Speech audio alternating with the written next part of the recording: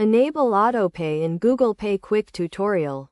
To enable Autopay in Google Pay, you need to have a Google Pay account and a payment method added to it. Start by opening the Google Pay app on your device. If you do not have the Google Pay app, you can download it from the Google Play Store or the Apple App Store. Once the app is open, tap on the profile picture or the initial at the top right corner to access the settings.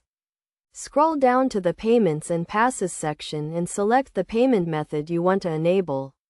Autopay 4. On the Payment Method Details page, look for the Autopay or Recurring Payments option and toggle the switch to turn it on.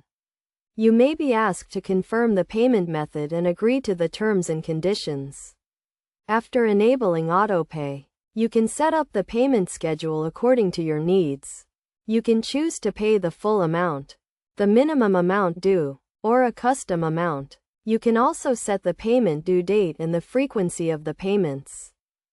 To ensure that Autopay works seamlessly, make sure that your payment method has sufficient funds and that it is not expired or blocked. You will receive notifications from Google Pay before each payment is made. And you can cancel or modify the Autopay settings at any time.